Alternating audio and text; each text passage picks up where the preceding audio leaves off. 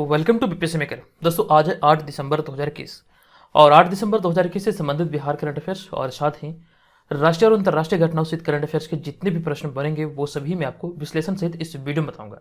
लेकिन जो पिछले वीडियो में मैंने आपसे प्रश्न पूछा था सबसे पहले उसे देख लेते हैं।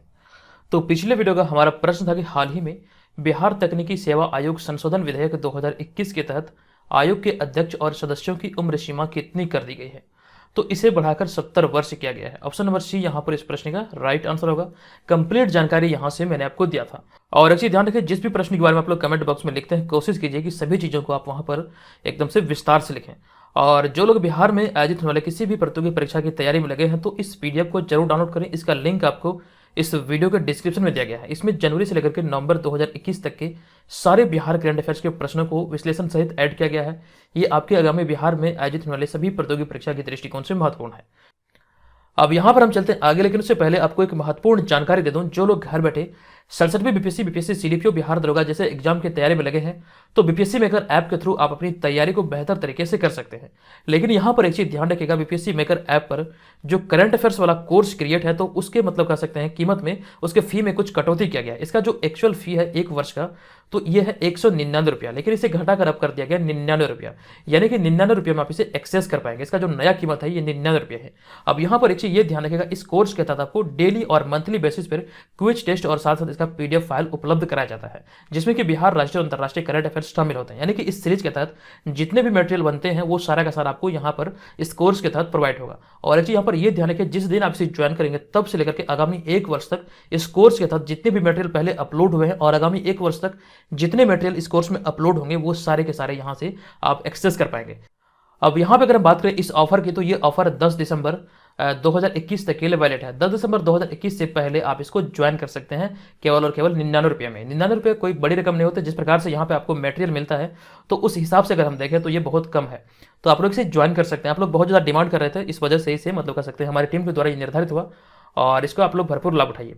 चलिए अब यहां पर हम चलते हैं आज के इस वीडियो के पहले प्रश्न पे। आज का हमारा पहला प्रश्न है, हाल ही में बिहार की राजधानी पटना को साहित्यिक राजधानी का दर्जा दिलाने की घोषणा की गई है। इस सूची में पटना के साथ कौन सा शहर शामिल है। बिहार करंट अफेयर्स के दृष्टिकोण से यह प्रश्न बहुत ज्यादा महत्वपूर्ण है। अगर ये मतलब कह सकते हैं साहित्यिक राजधानी का दर्जा मिलता तो यह बिहार के लिए बहुत बड़ी उपलब्धि होगी।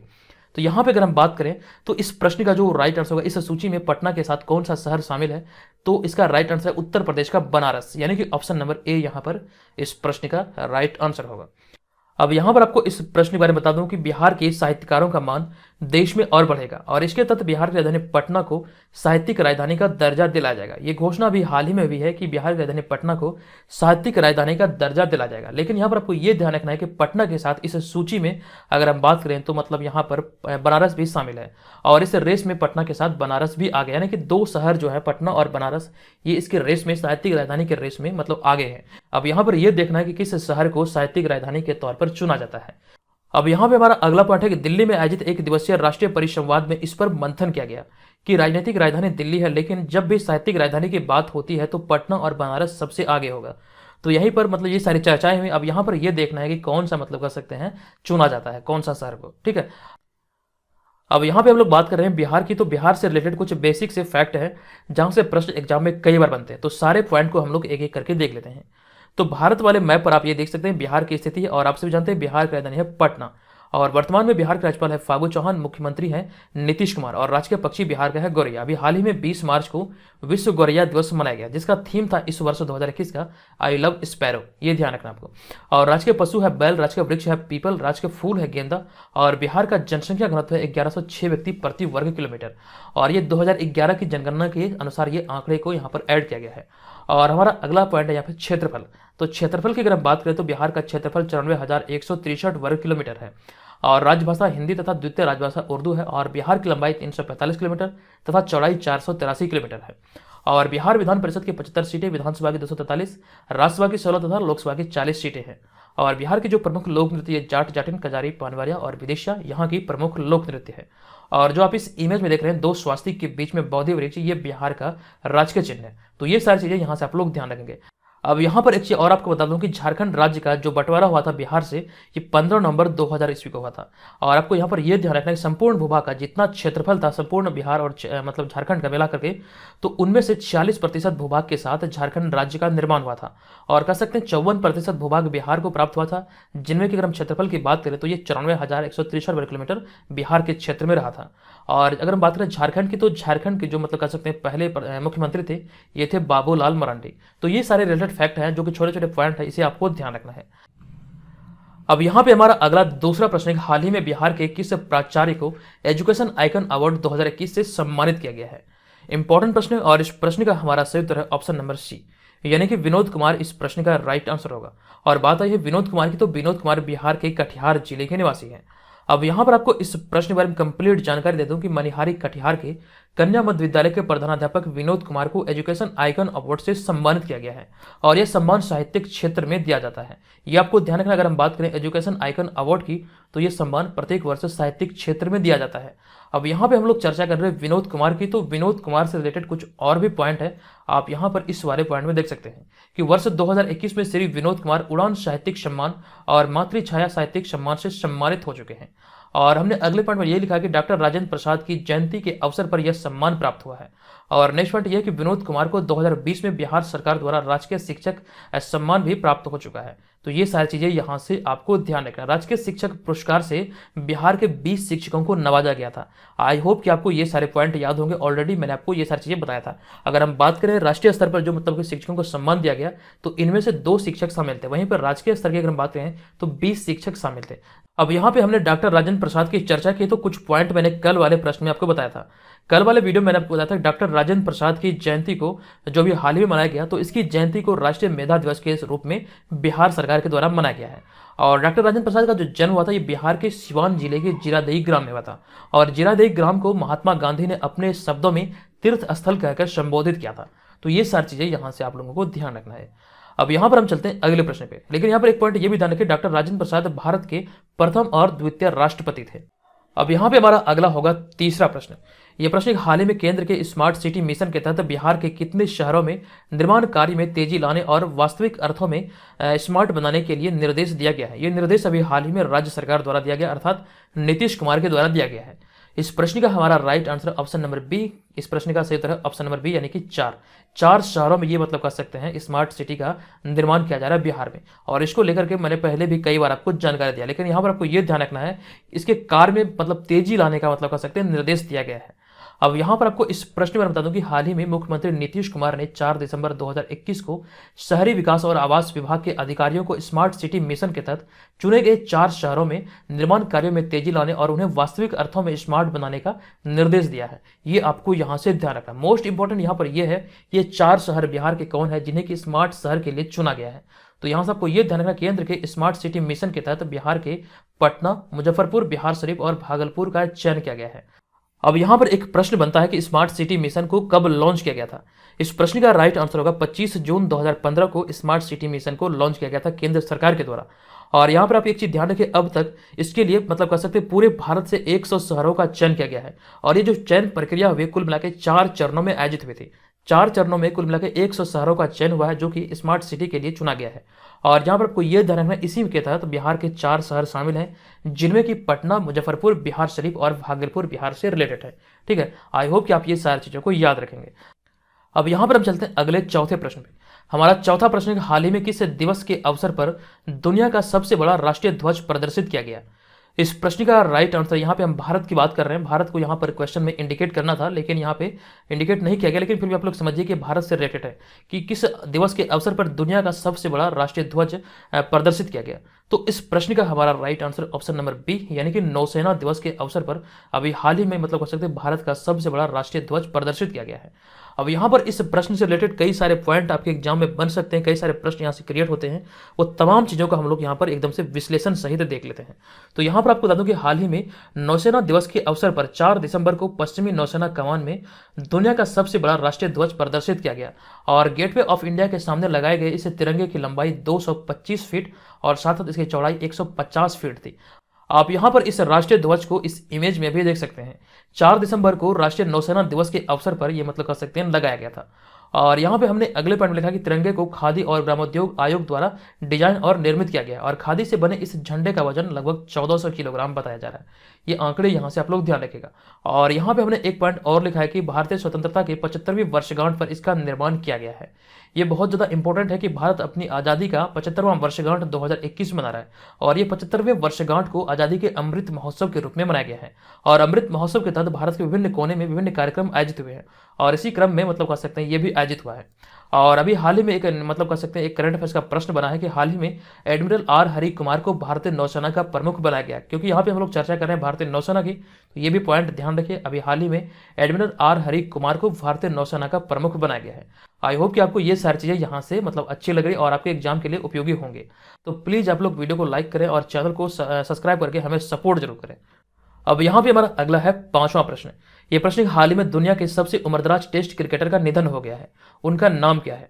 तो इस प्रश्न का हमारा right answer option number A यानी कि एलिन एस इस प्रश्न का राइट आंसर होगा। ये पूरे दुनिया में अगर हम बात करें क्रिकेटरों की तो क्रिकेटर की श्रेणी में सबसे वृद्ध क्रिकेटर थे एलिन एस और ये यूनाइटेड किंगडम के रहने वाले हैं जिनका अभी हाल ही में निधन हुआ है। अब आपको यहाँ पर बता दूं कि आप जो इस इमेज में देख रहे हैं यही है एलिन एस।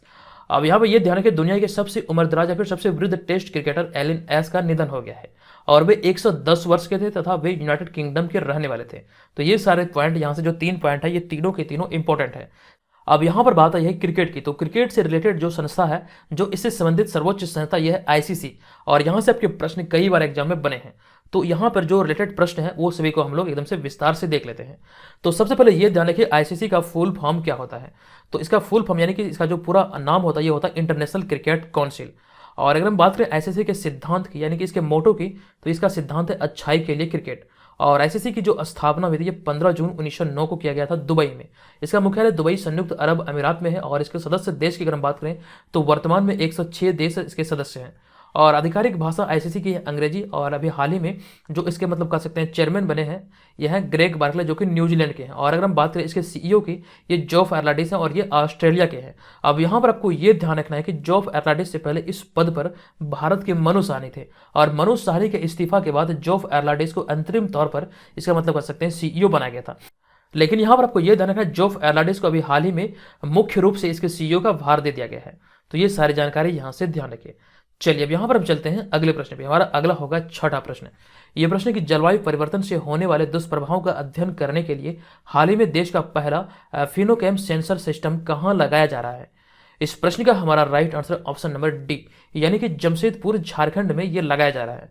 अब यहाँ पर ये क्या है कंप्लीट चीज़ों की जानकारी हम लोग यहाँ से देख लेते हैं। आपको इस प्रश्न के बारे में बता दूं कि जलवायु में हो रहे परिवर्तन व उससे होने वाले दुष्प्रभावों का अध्ययन करने के लिए देश का पहला फिनोकैम सेंसर सिस्टम जमशेदपुर के दलमा में लगाया जा रहा है। और ये जमशेदपुर कहाँ है?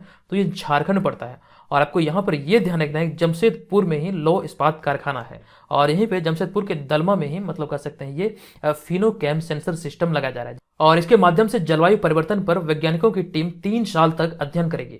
और आपको यहाँ पर यह ध्यान रखना है कि वैज्ञानिकों की यह टीम इस अवधि में यह जानने की कोशिश करेगी कि आखिर औसत से अधिक अथवा कम बारिश और बेमौसम बारिश की वजह क्या है। इसी सब विषयों पर इसमें शोध होगा जो कि मतलब कह सकते हैं 3 वर्ष तक ये अध्ययन किया जाएगा। अब यहाँ पर झारखंड से रिलेटेड 2 पॉइंट को हमने ऐड किया, दोनों के दोनों करंट अफेयर्स की श्रेणी में है जो कि हाल ही का यह न्यूज है। तो आपको यह ध्यान रखना है हाल ही में स्मार्ट सिटी के कार्यान्वयन में झारखंड राज्य शीर्ष पर रहा था। और एक पॉइंट यह है कि झारखंड सरकार के कृषि एवं पशुपालन विभाग ने गौशालाओं में पशुओं के आहार के लिए 100 रुपया प्रति पशु प्रतिदिन देने का निर्णय लिया। ये जानकारी मैंने आपको कल ही दिया था। तो दोनों के दोनों पॉइंट इंपॉर्टेंट है। अब यहाँ पे हमारा अगला है 7वां प्रश्न, लेकिन उससे पहले आपको बता दूं कि बीपीएससी मेकर का जो करंट अफेयर्स है आपके नजदीकी बुक स्टॉल पर उपलब्ध है। आप जाकर वहां से इसे परचेज कर सकते हैं, अन्यथा आप यहाँ पर इसे फ्लिपकार्ट और अमेजन से भी परचेज कर सकते हैं। दोनों का लिंक इस वीडियो के डिस्क्रिप्शन में दिया गया है। और ये बुक आपको कैसा लगा कृपया आप लोग कमेंट करके जरूर बताइएगा। अब यहाँ पे हमारा अगला है 7वां प्रश्न। यह प्रश्न कि हाल ही में किस कंपनी ने अपने खदानों की भारी मशीन के ऑपरेटर के रूप में 14 ट्रांसजेंडरों की नियुक्ति की है? इस प्रश्न का हमारा right answer option number A यानी कि ये जो नियुक्ति की गई है 14 ट्रांसजेंडरों की ये टाटा स्टील के द्वारा किया गया है। ऑप्शन नंबर ए यहाँ पर इस प्रश्न का राइट आंसर होगा।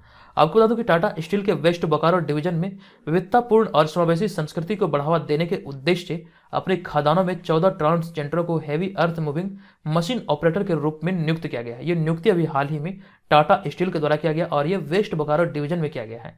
और यहाँ पे हमने अगले पॉइंट में लिखा है, कंपनी के अनुसार इस ऐतिहासिक पहल का उद्देश्य न केवल रूढ़िवादी परंपरा को तोड़ना है बल्कि समाज में उपेक्षित ट्रांसजेंडर को मुख्य धारा में शामिल करना इसका उद्देश्य है। इसी उद्देश्य को लेकर के मतलब कह सकते हैं मतलब इनकी नियुक्ति भी की गई है। और यहाँ पे हमने टाटा स्टील की बात की है, तो टाटा स्टील भारत की एक प्रमुख इस्पात कंपनी है और जमशेदपुर स्थित इस कारखाने की स्थापना 1907 में की गई थी। आपको ये ध्यान रखना, इसके जो मतलब कह सकते हैं निर्माण जो हुआ था, इसकी जो स्थापना हुई थी ये 1907 में किया गया था। और 1907 में एक अधिवेशन हुआ था जहां पर आपको बताना है कांग्रेस का 1907 का अधिवेशन कहां पे हुआ था। ये बहुत ज़्यादा इंपॉर्टेंट है, यहाँ से कई बार आपके प्रश्न बने। अगर आप नहीं जानते तो गूगल पे सर्च कीजिए और इस बारे में जानकारी मुझे कमेंट बॉक्स में कमेंट करके बताइए 1907 में कांग्रेस का अधिवेशन कहां पे हुआ था और ये क्यों इंपॉर्टेंट है, क्यों यहाँ से बार बार प्रश्न बनते हैं। अब यहाँ पे हमारा अगला होगा 8वां प्रश्न। ये प्रश्न एक हाल ही में उपराष्ट्रपति द्वारा पुस्तक the Midway battle Modi roller coaster second term का विमोचन किया गया है। इस पुस्तक के लेखक कौन है? इंपॉर्टेंट प्रश्न है और इस प्रश्न का हमारा राइट आंसर गौतम चिंतामणि, यानी कि ऑप्शन नंबर डी यहाँ पर इस प्रश्न का राइट आंसर होगा। अब आपको यहाँ पर इस प्रश्न पर बता दूं कि उपराष्ट्रपति श्री एम वेंकैया नायडू ने अपने निवास में श्री गौतम चिंतामणि की पुस्तक the Midway battle Modi's roller coaster second term का विमोचन किया है। ये आपको यहाँ से ध्यान रखना, ये पुस्तक इंपॉर्टेंट है और यहाँ पर आपको ध्यान रखना इस पुस्तक का नाम है the Midway battle Modi's roller coaster second term, जो कि अभी हाल ही में ये लॉन्च किया गया है उपराष्ट्रपति एम वेंकैया नायडू के द्वारा। और ये एम वेंकैया नायडू भारत के 13वें उपराष्ट्रपति है, ये भी जानकारी आपको ध्यान रखना है। अब यहाँ पे हमारा अगला है 9वां प्रश्न। यह प्रश्न हाल ही में भारत द्वारा किस देश को बिजली आपूर्ति करने के लिए किए गए अनुबंध का नवीनीकरण किया गया है? इंपॉर्टेंट प्रश्न और इस प्रश्न का हमारा राइट आंसर है ऑप्शन नंबर ए, यानी कि बांग्लादेश इस प्रश्न का राइट आंसर होगा। अब यहाँ पर आपको इस प्रश्न पर बता दूं कि भारत द्वारा बांग्लादेश को 20% और बिजली की आपूर्ति की जाएगी और हाल ही में दोनों देशों ने इससे संबंधित अनुबंध का 5 साल के लिए नवीनीकरण किया है, यानी कह सकते हैं ये 5 साल के लिए बढ़ाया गया है। ये आपको यहाँ से ध्यान रखना है। अब यहाँ पर इन सब के अतिरिक्त कुछ और भी पॉइंट है कि इसके तहत त्रिपुरा राज्य बिजली निगम लिमिटेड बांग्लादेश को 192 मेगावाट बिजली की आपूर्ति करेगी और वहीं पर वह बांग्लादेश को 160 मेगावाट बिजली आपूर्ति कर रहे थे। यानी कि अगर हम बात करें पहले की तो ये 160 मेगावाट बिजली की आपूर्ति होती थी, लेकिन ये अनुबंध में जब मतलब कह सकते हैं इसका विस्तार किया गया तो अब ये मतलब कह सकते हैं कि 192 मेगावाट बिजली की आपूर्ति त्रिपुरा सरकार के द्वारा बांग्लादेश को किया जाएगा। और यहाँ पे हमने अगले पॉइंट में लिखा कि अप्रैल 2021 में बांग्लादेश के युवाओं को भारत द्वारा स्वर्ण जयंती स्कॉलरशिप देने की घोषणा की गई थी। और साथ साथ हाल ही में बांग्लादेश द्वारा जोगाजोग ऐप की शुरुआत की गई थी, जो कि फेसबुक की तरह ही मतलब एक ऐप है। ये सोशल मीडिया ऐप है जोगाजोग, जो अभी हाल ही में इसे मतलब लॉन्च करने की मतलब बात चल रही थी, जिसके बारे में जानकारी भी मैंने आपको दिया था। और यहाँ पे एक पॉइंट बहुत ज़्यादा इंपॉर्टेंट है, बहुत ज़्यादा चर्चे में रहा था, जिसके बारे में मैंने आपको जानकारी दिया था कि प्रति व्यक्ति आय के मामले में बांग्लादेश ने भारत को पीछे छोड़ दिया है। ये पॉइंट यहाँ से आप लोगों को ध्यान रखना है, प्रति व्यक्ति आय के मामले में बांग्लादेश ने भारत को पीछे छोड़ दिया है। अब यहाँ पर हम चलते हैं अगले प्रश्न पे। हमारा अगला होगा 10वां प्रश्न, लेकिन बात है बांग्लादेश की, तो बांग्लादेश से रिलेटेड कुछ एक्स्ट्रा पॉइंट है, कुछ एक्स्ट्रा फैक्ट्स है, उसे हम लोग देखते हैं। सबसे पहले यहाँ पर आप ये देखिए बांग्लादेश का ये राष्ट्रीय ध्वज है। और अगर हम बांग्लादेश की बात करें तो बांग्लादेश गणतंत्र दक्षिण जम्बू द्वीप में स्थित एक राष्ट्र है और इसकी सीमा रेखा उस समय निर्धारित हुई थी जब 1947 में भारत के विभाजन के समय इसे पूर्वी पाकिस्तान के नाम से पाकिस्तान का पूर्वी भाग घोषित किया गया था। ये आपको यहाँ से ध्यान रखना है, जब 1947 में भारत का विभाजन हुआ था तो इसे पूर्वी पाकिस्तान के नाम से जाना जाता था। और यहाँ पे हमने अगले पॉइंट में लिखा कि बांग्लादेश दुनिया में 8वां सबसे अधिक आबादी वाला देश है और बांग्लादेश का राष्ट्रगान है अमार सोनार बांग्ला और यहाँ की जो राजधानी ये है ढाका, जो कि मतलब देश का सबसे बड़ा नगर है। और यहाँ पे अगर हम बात करें बांग्लादेश की राष्ट्रभाषा की तो ये है बांग्ला। और यहाँ की जो प्रमुख धर्म है या फिर राष्ट्रीय धर्म जो ये है मुस्लिम। यहाँ की मतलब कर सकते हैं 90.5% जो आबादी ये मुस्लिम मतलब समुदाय के हैं और वहीं पे कुछ हिंदू समुदाय, बौद्ध और साथ साथ ईसाई समुदाय के लोग भी यहाँ पर निवास करते हैं। और बांग्लादेश की जो प्रधानमंत्री है शेख हसीना, राष्ट्रपति अब्दुल्ला हामिद और बांग्लादेश की जो मुद्रा है ये टका कहलाती है। तो ये सारे रिलेटेड फैक्ट्स को यहाँ से आपको ध्यान रखना है। अब यहाँ पर हम चलेंगे अगले 10वें प्रश्न पे। हमारा 10वां प्रश्न हाल ही में किस देश की सेमेरू ज्वालामुखी में विस्फोट हुई है? और ये प्रश्न इंपॉर्टेंट बन सकते हैं, किस देश की सेमेरू ज्वालामुखी में विस्फोट हुई है? तो इस प्रश्न का हमारा राइट आंसर है ऑप्शन नंबर सी, यानी कि इंडोनेशिया इस प्रश्न का राइट आंसर होगा। अब यहाँ पर आपको इस प्रश्न के बारे में कंप्लीट जानकारी दे दूं कि इंडोनेशिया के पूर्वी जावा में सेमेरू ज्वालामुखी में विस्फोट के बाद 20 वर्ग किलोमीटर क्षेत्र में राख फैल गई है और इसकी वजह से लोगों को अपने घरों को खाली करना पड़ा है। ये बहुत ज़्यादा चर्चे में है, तो आपको ये ध्यान रखना ये इंडोनेशिया में अभी हाल ही में सेमेरू ज्वालामुखी में विस्फोट हुई है। अब यहाँ पे हम लोग चर्चा कर रहे हैं ज्वालामुखी की, तो ज्वालामुखी से रिलेटेड कई सारे प्रश्न आपके एग्जाम में बन सकते हैं क्योंकि बहुत बार यहाँ से प्रश्न बने हैं। जो मोस्ट इंपॉर्टेंट है ये वाला पॉइंट है कि ज्वालामुखी के मुख को क्या कहा जाता है। तो ज्वालामुखी के मुख को क्रेटर कहा जाता है। ये ध्यान रखिए, ये वाला जो पॉइंट यहाँ जो मतलब ये कह सकते हैं पिक पॉइंट है, तो ज्वालामुखी के मुख को क्रेटर कहा जाता है। और ज्वालामुखी में जलवाष्प, हाइड्रोजन, नाइट्रोजन व कार्बन डाइऑक्साइड गैसें होती है, ये भी ध्यान रखें। अब यहाँ पे हमारा अगला पॉइंट है इसी में कि प्रकृति का सुरक्षा वल्व ज्वालामुखी को ही कहा जाता है तथा पृथ्वी के नीचे द्रवीभूत शैल मैग्मा कहलाते हैं। और नेक्स्ट पॉइंट हमारा ये कि जनवरी 2021 में दुनिया की सबसे प्राचीन गुफा चित्र की खोज इंडोनेशिया में की गई थी, जो कि लगभग कह सकते हैं 45,000 साल पुरानी है। ये चीज़ें यहाँ से आपको ध्यान रखना है। और यहाँ पे बात है इंडोनेशिया की, तो इंडोनेशिया से एक पॉइंट ये भी ध्यान रखिए, सबसे ज़्यादा मुस्लिम आबादी का जो निवास स्थान है ये इंडोनेशिया में ही है। यानी कि मुस्लिम आबादी की अगर हम बात करें तो सबसे ज़्यादा ये इंडोनेशिया में निवास करती है। और वहीं पर अगर हम बात करें दूसरे स्थान पर तो पाकिस्तान में, इसके बाद दूसरे नंबर पर पाकिस्तान आता है। चलिए अब यहाँ पर हम चलते हैं अगले प्रश्न पे। हमारा अगला होगा 11वां प्रश्न। यह प्रश्न हाल ही में किस राज्य में पहली बार एक बौने व्यक्ति को ड्राइविंग लाइसेंस मिला है? तो इस प्रश्न का हमारा right answer option number C यानी कि तेलंगाना इस प्रश्न का राइट आंसर होगा। अब यहाँ पर आपको इस प्रश्न पर बता दूं कि तेलंगाना के हैदराबाद निवासी गट्टीपल्ली शिवपाल ऐसे पहले बौने शख्स हैं जिन्हें भारत में ड्राइविंग लाइसेंस मिला है। ये आपको यहाँ पर ध्यान रखना, आप इनको इस इमेज में भी देख सकते हैं। अगर हम इनकी लंबाई की बात करें तो उनकी लंबाई मात्र 3 फीट है और वह 42 साल के हैं और वे दिव्यांग लोगों के लिए ड्राइविंग स्कूल खोलना चाहते हैं। अब यहाँ पे बात है तेलंगाना की, तो भारत का पहला सोलर ऊर्जा फ्लोटिंग प्लांट तेलंगाना में स्थापित किया गया था। तो ये सारे पॉइंट यहाँ से ध्यान रखना आपको। चलिए अब हमारा यहाँ पे अगला होगा 12वां प्रश्न। ये प्रश्न कि किस वर्ष तक राष्ट्रीय स्मार्ट सिटी मिशन पूरा हो जाएगा? इस प्रश्न का जो हमारा राइट आंसर ये है 2023 तक इसे मतलब कर सकते हैं पूरा होने की उम्मीद जताई गई है। तो ऑप्शन नंबर बी यहाँ पर इस प्रश्न का राइट आंसर होगा। एक चीज यहाँ पर ये ध्यान रखिएगा, ये इसका लक्ष्य नहीं बल्कि ये उम्मीद है कि 2023 तक इसे मतलब पूरा किया जा सकता है। हमने यहाँ पे लिखा है कि स्मार्ट सिटी मिशन को 2023 तक पूरा किया जाएगा। ठीक है। और यहाँ पे अगर हम बात करें स्मार्ट सिटी मिशन की, तो इसकी शुरुआत कब हुई थी? तो 25 जून 2015 को स्मार्ट सिटी मिशन लॉन्च किया गया था तथा स्मार्ट सिटी मिशन के तहत 4 चरणों में कुल 100 शहरों को चयन किया गया था। पूरे भारत से 100 शहरों का चयन किया गया था, ये ध्यान रखना आपको।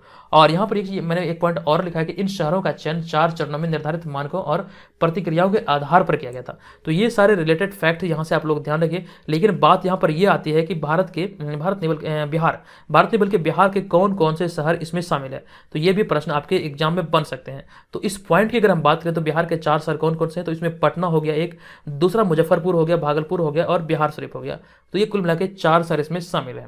चलिए अब यहाँ पर हम चलते हैं आज के इस वीडियो के प्रश्न की ओर।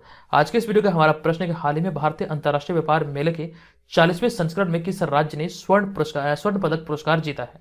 कंप्लीट जानकारी यहाँ से मैंने आपको दिया था। बताइए इस प्रश्न का राइट आंसर क्या होगा? आप चाहे तो यहाँ पर कमेंट बॉक्स में सभी चीज़ों को एकदम से विस्तार पूर्वक लिख सकते हैं। और जो लोग ऑनलाइन टेस्ट सीरीज में भाग लेना चाहते हैं बीपीएससी मेकर ऐप के थ्रू इसमें पार्टिसिपेट करके अपनी तैयारी का आकलन कर सकते हैं।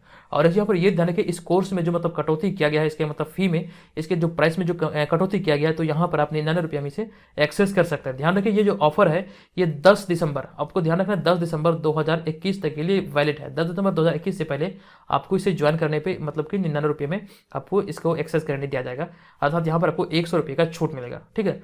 तो दोस्तों आज के इस वीडियो में इतना ही, मिलेंगे नेक्स्ट वीडियो में, तब तक के लिए धन्यवाद। जय हिंद।